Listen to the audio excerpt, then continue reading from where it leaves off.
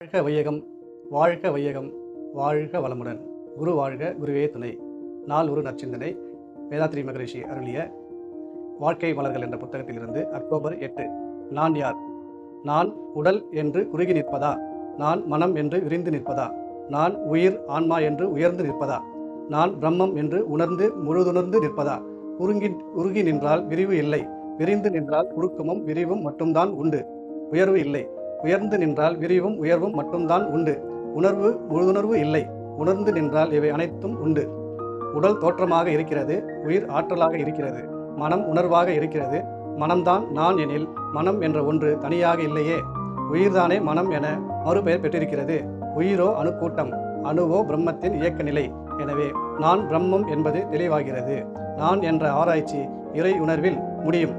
இறைநிலை உணர்ந்த தெளிவில்தான் ஆசை ஒழுங்குறும்.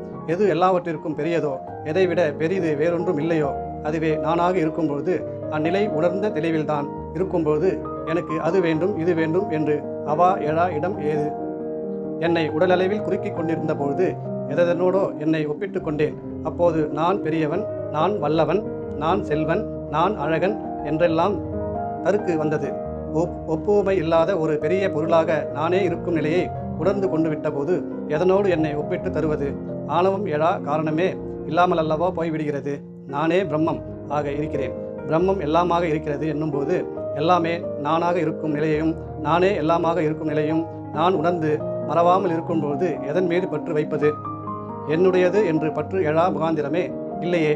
நான் இன்னும் அகங்காரமும் எனது எண்ணமும் மகாகாரமும் ஒருங்கே ஒழியும் இடம் நான் யார்? நான் பிரம்மம் என்று தெளிவுதான். வாழ்க வளமுடன். வேதாத்ரி மகரிஷி அவர்கள் உடல், உயிர், மனம், அறிவு, தெய்வம் என்ற விளக்கங்கள் மிக எளிமையாக தந்துள்ளார்கள்.